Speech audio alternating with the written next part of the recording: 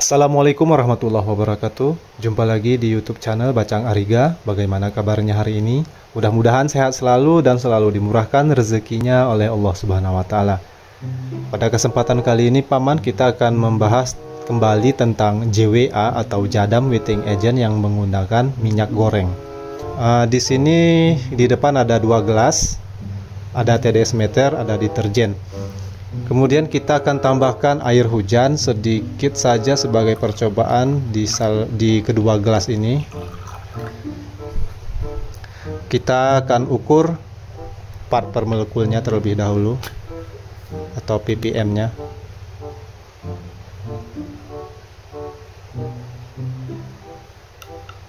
ppm dari air hujan di tempat saya ini sekitar 24 ppm, bisa lebih atau bisa kurang karena alat ini alat murahan Paman. Jadi kita ambil patokannya segini saja dulu. Dan yang sebelahnya juga sama. Nah, malahan yang di sebelah jadi 22.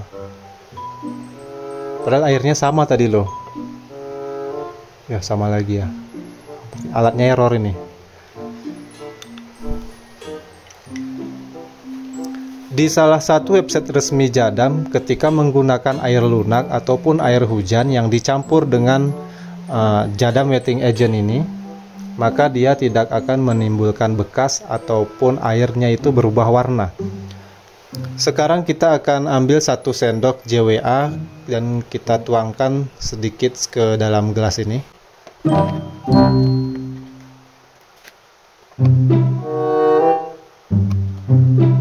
Kita tuangkan Paman ya.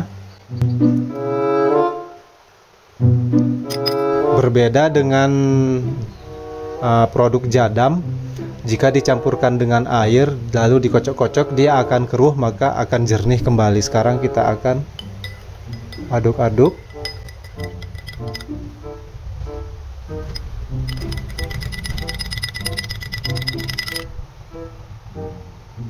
Kita akan biarkan sesaat.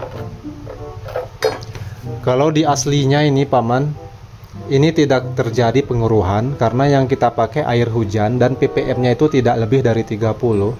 Airnya ini gelap ketika dicampur dengan JWA dari minyak goreng.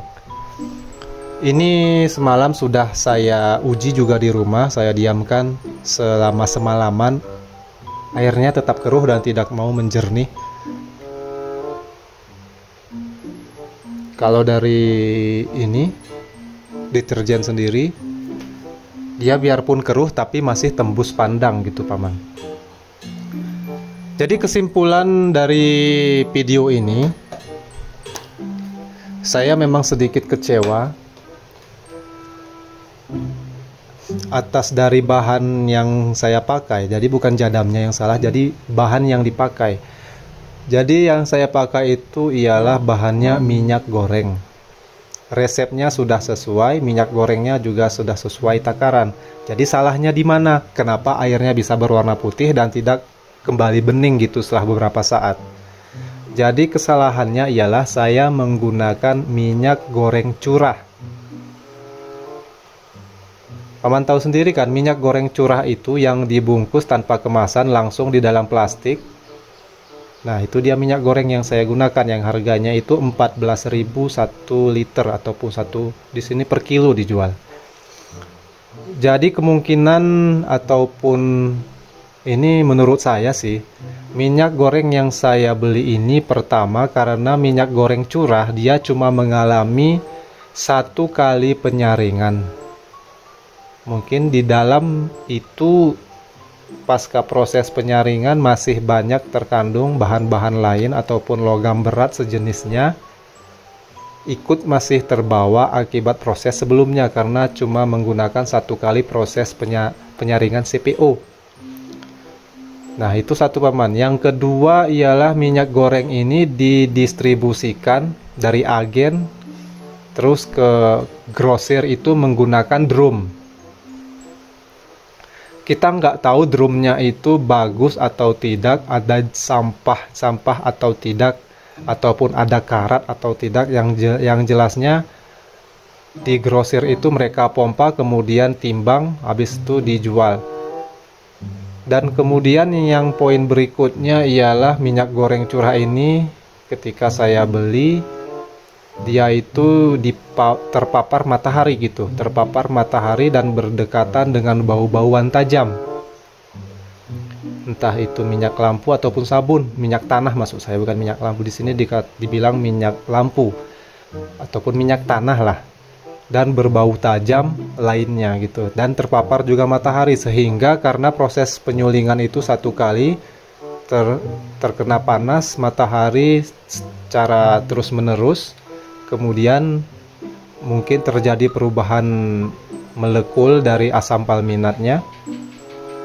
Ya kayak gitu deh, akhirnya terjadi perubahan. Dan poin berikutnya ialah minyak goreng curah ini yang saya beli mungkin hasil dari minyak goreng palsu ataupun minyak goreng yang sudah didestilasi ulang atau dijernihkan, sehingga ketika kita gunakan ya seperti ini nggak bakalan jernih lagi.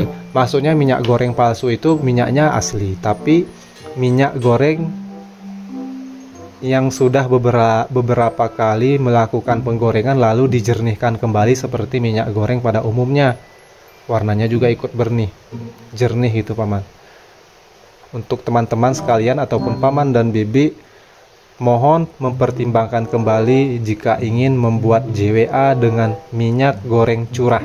Harus dipertimbangkan terlebih dahulu untuk penggunaannya sebagai JWA.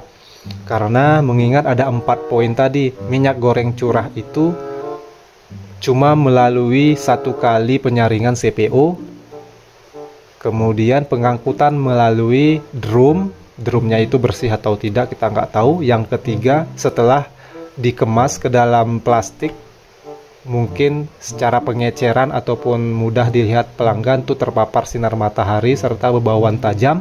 Kemudian yang keempat, minyak gorengnya itu kita nggak tahu asli ataupun palsu gitu. Nah, mungkin cukup sekian saja paman dan bibi sekalian.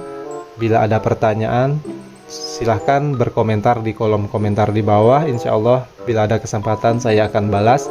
Saya akhiri, wabillahi taufiq wal hidayah. Assalamualaikum warahmatullahi wabarakatuh.